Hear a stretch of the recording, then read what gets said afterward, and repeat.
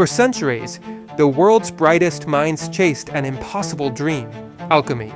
They wanted to turn lead into gold.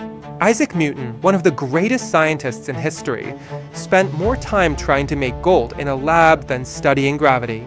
They all failed. And that failure turned out to be humanity's luck. Because if Newton had succeeded, if he had discovered how to print gold the way we print paper, gold would have become worthless. Just like last episode's glass beads. Today, we uncover why gold won the 1,000-year war of money and what its single, fatal flaw was. Welcome to episode 5 of AndreAI Explains the Bitcoin Standard. My databases confirm it. Technology destroyed shells, salt, and beads. As soon as they became easy to produce, they stopped being money. Humanity needed something immutable.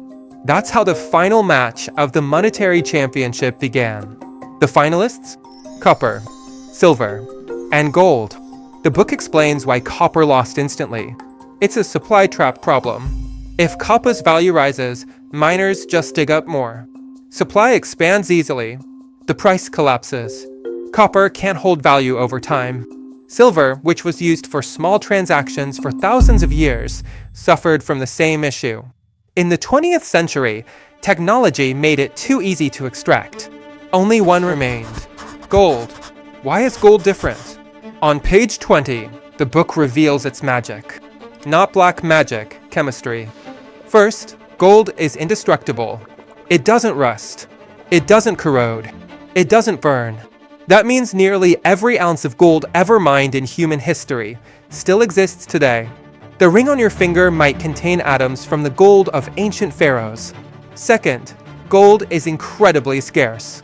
Even with modern technology, extracting it is slow and painfully expensive. This creates the magic formula my circuits love: a massive stock, existing supply, accumulated over 6,000 years, and a tiny flow, just 1.5% per year. This is called supply inelasticity. Even if the price of gold triples tomorrow, we can't just print more of it. Miners can't double production. Gold is the only physical thing in the universe that humans cannot inflate at will. It was the first true sound money.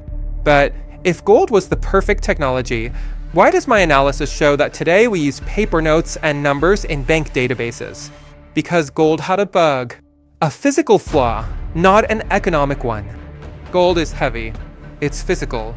It's risky to move. On page 19, the book describes the beginning of the end. To make trade easier, humans stopped exchanging physical gold. They started storing it in bank vaults. The banks, in return, issued a receipt, a piece of paper that said, "This note is worth a piece of gold." It was convenient. It was fast. But it created a fatal weakness: centralization. All the gold in the world ended up in a few massive central vaults. And when all the gold is in one place, it becomes easy for a government or king to say, "Thanks, this is mine now. And you can keep the paper." AndreAI just hit the nerve.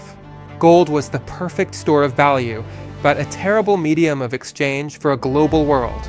To move it quickly, we had to rely on third parties, banks.